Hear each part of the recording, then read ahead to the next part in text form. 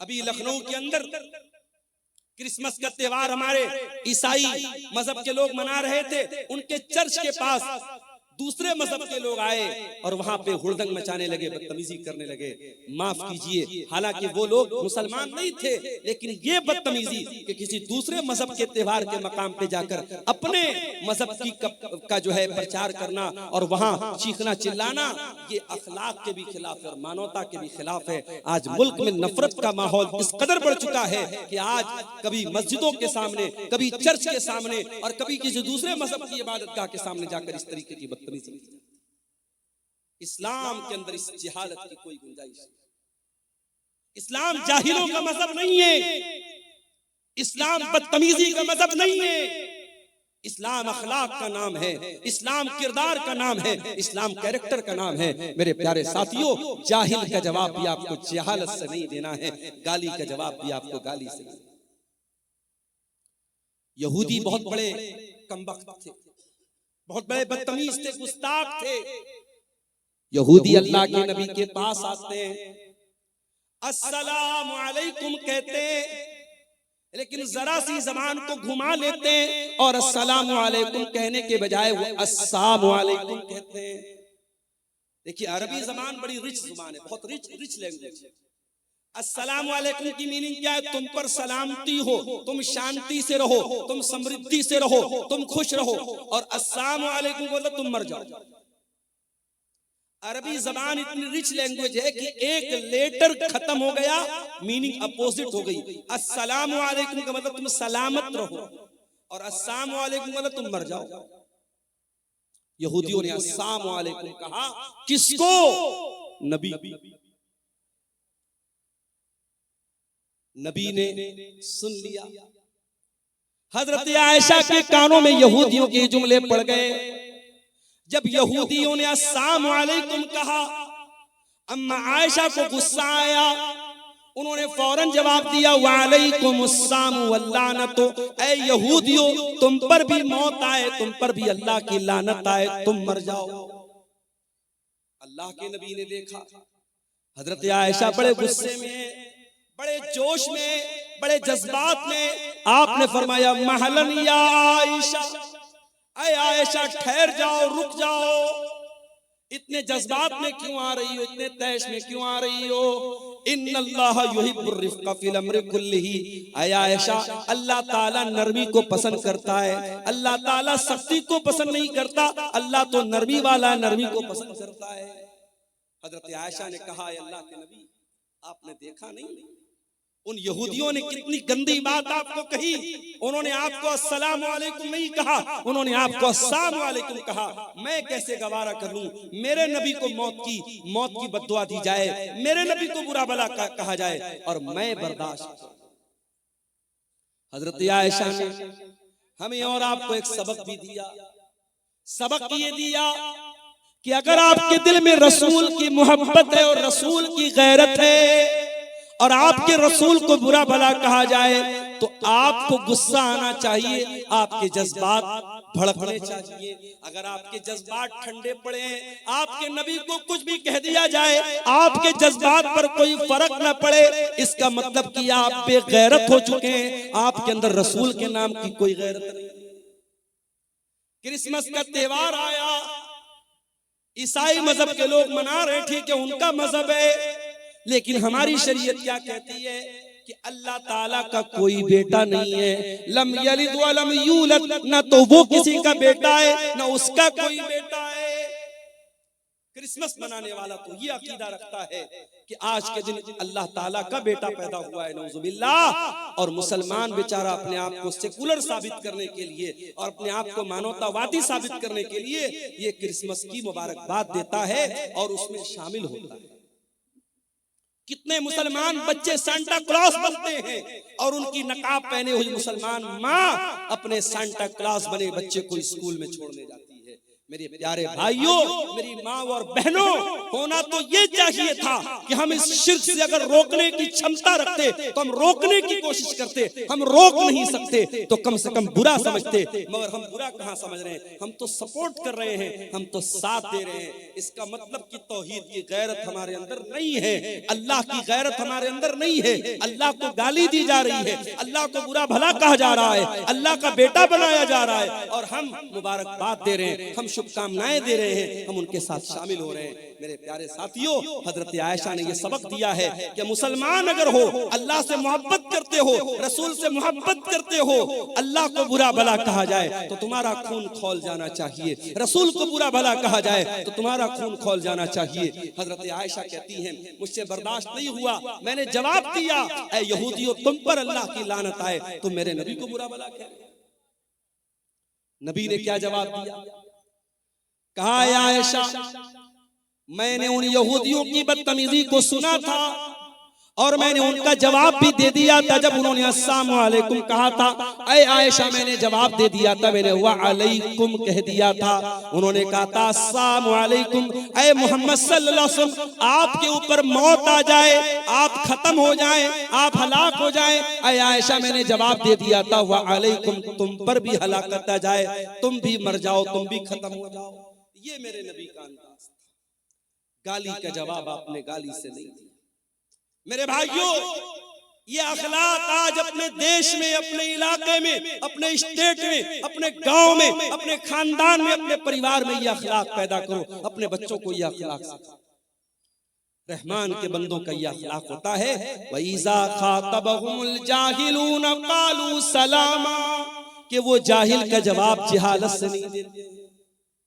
अच्छा, उनका दिन ऐसा गुजरता है, उनकी रात कैसी गुजरती है? वल्लज़ीन यबीतून लिरब्बिहिम सुज्जदन व क़ियामा, जब दुनिया रात में आराम कर रही होती है, गुलछर्रे उड़ा रही होती है, अय्याशी कर रही होती है, रहमान के स्पेशल बंदे रात को तहज्जुद पढ़ते हैं, क़ियामुल लैल करते हैं, रात रात भर सजदा करते हैं, रात रात भर क़ियाम करते हैं, रातों को तहज्जुद की नमाज पढ़ते हैं। आज कितने मुसलमान हैं जो तहज्जुद की नमाज पढ़ते? अरे तहज्जुद छोड़ दो, संभल की बात करने वाले, बनारस की बात करने वाले और उन मस्जिदों की बात करने वाले जिन मस्जिदों पर दुश्मनों की निगाहें हैं, अपने गांव की मस्जिदों को पहले आबाद करो। तुम्हारे गांव की मस्जिद में फजर की नमाज में कितने लोग रहते हैं? मुअज्जिन अज़ान की आवाज दे रहा है, अस्सलातु खैरुम मिनन नौम, नमाज नींद से बेहतर है, और मोहल्ले में, गांव में सैकड़ों लोग रहते हैं, दो चार बूढ़ों के अलावा, दो चार बुजुर्गों के अलावा जो डंडा लेके मस्जिद में पहुंचते हैं, कोई फजर की नमाज में आने को तैयार नहीं है। गोया हम ये साबित कर रहे हैं कि ऐ मुअज्जिन, तू कहता है नमाज नींद से बेहतर है, लेकिन मेरे नजदीक नींद बेहतर है, मैं नींद को छोड़ करके नमाज पढ़ने को तैयार नहीं। आज का मुसलमान 5 टाइम की नमाज पढ़ने को तैयार नहीं, और वो बेचारा बैठ करके तबसरा कर रहा है, हमारी मस्जिदें निशाने पर हैं, हमारी मस्जिदों पर दुश्मनों की गलत नजर है। अरे दुश्मन की गलत नजर बाद में है, पहले तूने अपनी मस्जिदों को वीरान किया। दिल्ली की जामा मस्जिद में अभी मेरे पास वीडियो आया, वहां इंस्टाग्राम की रील बन रही है, लड़का लड़की प्यार मोहब्बत की रील बना रहे। कहा? अल्लाह के घर में, जामा मस्जिद में। मैंने वीडियो देखा, मेरा खून खौल गया कि जामा मस्जिद के एडमिनिस्ट्रेशन और वहां की इंतजामिया क्या कर रही है। इस तरीके के बेहुदा वीडियोस जामा मस्जिद के अंदर बनाए जा रहे हैं। प्यार मोहब्बत की बातें, एक लड़का लड़की वो वीडियो के अंदर फिल्मा रहे, और वो वीडियो जामा मस्जिद दिल्ली के अंदर बन रही है। मेरे प्यारे साथियों, दिल्ली के अंदर 5 मस्जिदें तो ऐसी हैं, पुरानी मस्जिदें, जो पिकनिक स्पॉट बन चुकी हैं, और वहां आशिक और माशूक मिलने जाते हैं। वो लवर्स पॉइंट बन गया है, वो आशिकों के मिलने का अड्डा बन गया है। ये मुसलमान का हाल है, और वो बेचारा कह रहा है कि साहब हमारी मस्जिदों पर दुश्मनों की गलत नजर है। अल्लाह कह रहा है, मेरे स्पेशल बंदे 5 टाइम की नमाज के तो पाबंद होते ही होते हैं। वल्लज़ीन यबीतून लिरब्बिहिम सुज्जदन व क़ियामा, वो रात रात भर सजदे में रहते हैं, वो रात रात भर क़ियाम में रहते हैं, वो अल्लाह की बारगाह में रोते रहते हैं, वो अल्लाह की बारगाह में तहज्जुद पढ़ते हैं, क़ियामुल लैल करते हैं। कल जुमा का दिन है, फजर की नमाज में आप मस्जिद में जाएंगे, अगर इमाम साहब को मसला मालूम है, सुन्नत का तरीका मालूम है, इमाम साहब पहली रकात में सूरह सजदा पढ़ाएंगे, दूसरी रकात में सूरह दहर पढ़ाएंगे, सूरह सजदा की तिलावत जब आप सुनेंगे, सूरह सजदा में ये आयत भी इमाम साहब तिलावत करेंगे, ततजाफा जुनूबुहुम अनिल मज़ाजी यदऊन रब्बहुम खौफन व तमा। मेरे नेक बंदे वो हैं जो अपने बिस्तर से अलग रहते हैं, रातों में लोग सोए रहते हैं, मेरे नेक बंदे अपने बिस्तर से अलग होकर अल्लाह की बारगाह में रुकू कर रहे होते हैं, अल्लाह की बारगाह में सजदा कर रहे होते हैं, मेरे नेक बंदे तहज्जुद पढ़ते हैं, मेरे नेक बंदे क़ियामुल लैल करते हैं। और एक बात आपको बोलता हूं, कभी कोई मसला फंस जाए, कभी जिंदगी में कोई प्रॉब्लम आ जाए, कभी कोई समस्या आ जाए, नुस्खा बताता हूं, नोट कर लो। पांचों टाइम की नमाज की पाबंदी करो और तहज्जुद की नमाज के लिए मोबाइल पर अलार्म सेट करो। फजर की अजान 5 बजे हो रही है, रात में 3 बजे उठो और वजू करके 8 रकात तहज्जुद की नमाज पढ़ो, मैक्सिमम 8 रकात।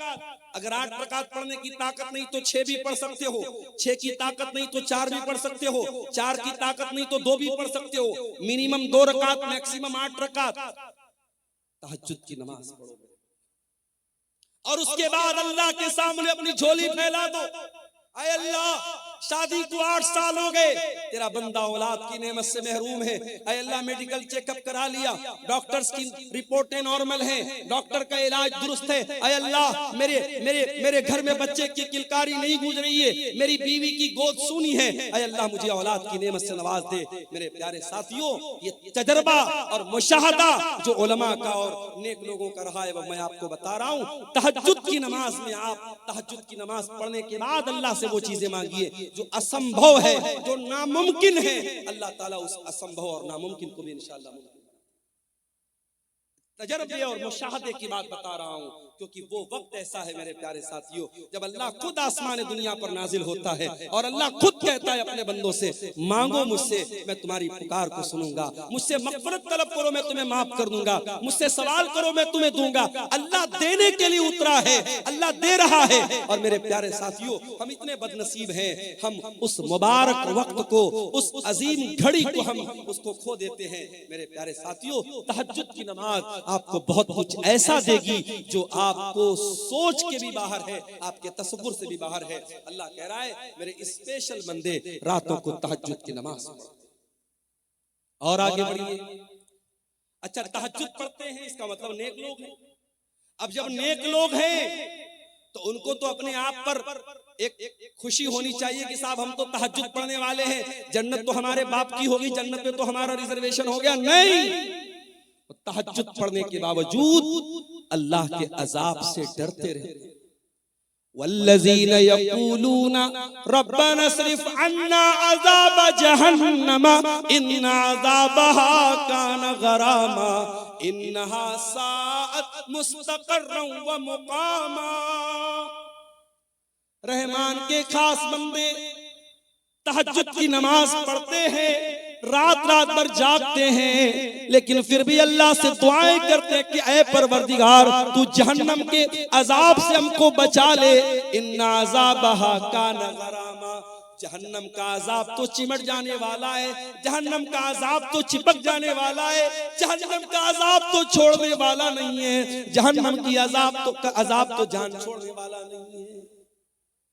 आज 2-4 लाख रुपया हमने मस्जिद में दे दिया, 2-4 लाख रुपया हमने मदरसे में दे दिया, कोई जलसा करा दिया, कोई मस्जिद बनवा दी, कोई यतीमों की मदद कर दी, तो हम उतने ही पर बड़े फख्र से, बड़े गुरूर से हम अपने आप को समझते हैं कि साहब हमने तो बहुत बार तीर मार लिया, अब तो जन्नत हमारे बाप की हो गई। नहीं मेरे प्यारे साथियों, ये बहुत ही खतरनाक किस्म का तकब्बुर है कि इंसान अपनी नेकियों को, अपने नेक अमाल को अपनी नजात के लिए फाइनल समझे कि हाँ मैंने नेकी कर ली तो मेरी नजात हो गई। इंसान को नेकी करके भी डरना चाहिए, पता नहीं अल्लाह ताला ने उसकी नेकी कबूल की है। हजारों साल पहले जब इब्राहिम अलैहिस्सलाम ने खाने काबा को बनाया था, उनका बेटा इस्माइल भी अपने बाप के साथ खाने काबा को बना रहा था। दोनों बाप बेटे खाने काबा को बना रहे थे और बाप बेटे क्या दुआ कर रहे थे? कुरान बाप बेटों की दुआ को बयान कर रहा है, व इज़ यरफ़उ इब्राहीमुल क़वाइद मिनल बैति व इस्माइल रब्बना तक़ब्बल मिन्ना इन्नका अंतस समीउल अलीम। ऐ परवरदिगार, इब्राहिम दुआ कर रहे हैं, उनका बेटा इस्माइल दुआ कर रहा है, ऐ परवरदिगार हम बनाने को तो खाने काबा बना रहे हैं, ऐ अल्लाह हम तेरा घर बना रहे हैं, हम मस्जिद बना रहे हैं, लेकिन ऐ अल्लाह हमको पता नहीं हमारा ये अमल कबूल होगा कि नहीं होगा। रब्बना तक़ब्बल मिन्ना इन्नका अंतस समीउल अलीम, ऐ अल्लाह तू हमारी इस नेकी को कबूल फरमा ले, तू दुआओं को सुनने वाला है, तू दिल का हाल जानने वाला है। नेकी के बाद इंसान को चिंता होनी चाहिए कि हमारी नेकी अल्लाह ताला के स्वीकार हुई कि नहीं हुई, अल्लाह ताला के कबूल हुई कि नहीं हुई। रहमान के बंदे तहज्जुद पढ़ते हैं और फिर भी दुआ करते हैं कि ऐ अल्लाह हमें जहन्नम के अजाब से बचा ले। इन्न अज़ाबहा कान गरामा, जहन्नम का अजाब इंसान को चिपक जाने वाला। गरामा का मतलब समझते हैं? अरबी जबान में जब कोई किसी से कर्जा लेता है तो जो कर्जा वसूलने के लिए आता है उसके लिए अरबी में गराम का लफ्ज इस्तेमाल होता है। जाहिर है कि अगर आपने किसी से कर्जा लिया है तो बार बार आपके घर पे आएगा, आपको छोड़ेगा नहीं आपसे जब तक पैसा नहीं ले लेगा। जहन्नम का अजाब भी गरामा है, जहन्नम का अजाब छोड़ने वाला नहीं है, जहन्नम का अजाब चिपक जाने वाला है, चिमट जाने। अल्लाह ताला हम सबकी हिफाजत फरमाए। इन्नहा साअत मुस्तक़र्रन व मुक़ामा, जहन्नम बड़ा ही बुरी जगह है, बड़ा ही बुरा ठिकाना है। और आगे बढ़िए, रहमान के बंदों का अखलाक आपने देख लिया, रहमान के बंदों की नमाज आपने देख ली, रहमान के बंदों की दुआ आपने देख ली। अब थोड़ा सा और आगे बढ़िए, अल्लाह फरमाता है वल्लज़ीना इज़ा अनफ़क़ू लम युसरिफ़ू व लम यक़तुरू व काना बैन ज़ालिका क़वामा। रहमान के बंदे जब खर्च करते हैं तो ना तो फजूल खर्ची करते हैं, ना बखीली करते हैं, वो बीच का रास्ता अपनाते हैं। वो ना तो कंजूस होते हैं, ना बखील होते हैं, और ना ही दौलत होने के बावजूद ना तो दौलत होने के बावजूद कंजूस होते हैं, ना दौलत का मिसयूज करते हैं, गलत इस्तेमाल करते हैं, ना फजूल खर्ची करते हैं, ना कंजूसी। हमारे समाज में दोनों तरीके के लोग होते हैं। बाज लोग इतने बड़े कंजूस हैं, बहुत पैसा है, लेकिन ढंग का कपड़ा भी नहीं पहनते। बीवी बेचारी तरसती रहती है कि अरे मुझे फला कपड़ा दिला दो, फला साड़ी दिला दो, फला सूट दिला दो, इसके बाद बहुत पैसा है, मगर नीयत इतनी खराब है, बीवी बेचारी वो रोती रहती है और ये बीवी का भी हक अदा नहीं। बच्चे तरस जाते हैं अच्छा खाना खाने के लिए, ये कंजूस अपनी दौलत को सजा सजा के रखता है, जमीनें खरीदता है, जायदाद खरीदता है। मेरे प्यारे साथियों, ये जमीनें, ये जायदादें आपके मरने के बाद ये दूसरों के हाथ लग जाएंगी। जब तक आप जिंदा हैं, अगर अल्लाह ताला पैसा दे रहा है, अपने शरीर पर भी खर्च करो, अपने जिस्म के ऊपर भी खर्च करो, अच्छा खाओ, अच्छा पहनो, बच्चों को अच्छा खिलाओ, अगर मौका मिले थोड़ा दुनिया भी घूमो, थोड़ा तफरी भी करो, थोड़ा अच्छी जगहों पर अपने बाल बच्चों को लेके जाओ। अगर अल्लाह ने दौलत दी है तो उम्रा भी कर लो, हज भी कर लो। मेरे प्यारे साथियों, ये जिंदगी कितने दिन साथ देगी हम नहीं जानते।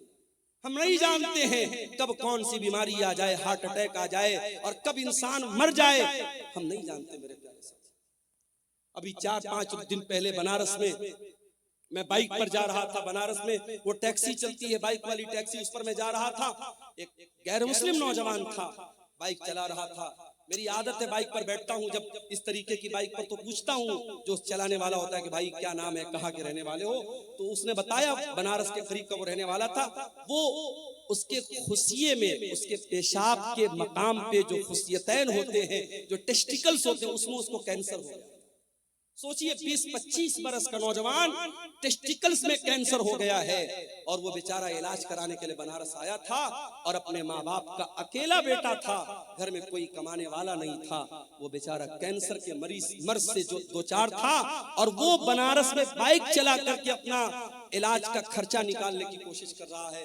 उसकी हालत देख करके मेरे भाइयों मुझे बड़ा तरस आया और मैं सोचने लगा कि सोचो ये इंसान जो इस कदर खतरनाक बीमारी में मुब्तला है, ये भी बेचारा बाइक चला रहा है सिर्फ इसलिए ताकि 4 पैसे आ जाएं और मेरे इलाज की में आसानी हो जाए।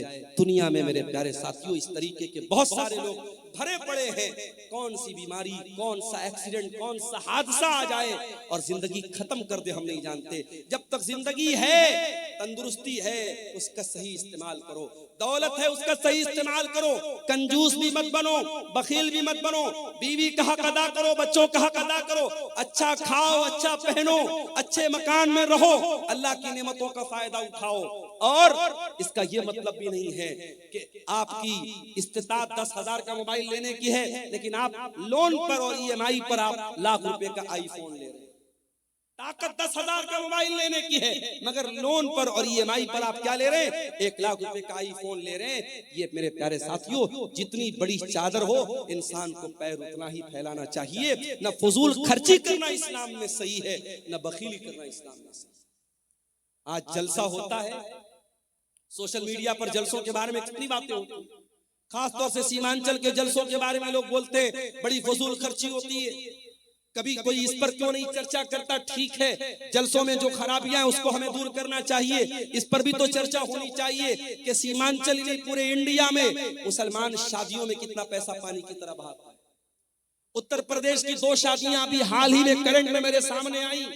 सिद्धार्थनगर में शादी हुई, मुसलमान लड़का बारातियों पर पैसा लुटा रहा है और 20 लाख रुपया उसने बारातियों पर नोटों की गड्डियां उसने उड़ा दी। 20 लाख रुपया उसने पानी की तरह बहा दिया।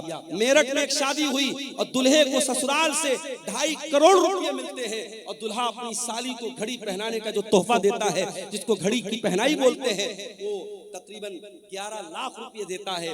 मौलवी साहब को निकाह पढ़ाने का 11 लाख रुपया दिया जाता है। क्या ये इसराफ नहीं है? क्या ये फजूल खर्ची नहीं है? अपने नाम के लिए, अपनी शोहरत के लिए, अपने आप को प्रसिद्ध करने के लिए और मशहूर करने के लिए आज मुसलमान पैसा पानी की तरफ बहाता है।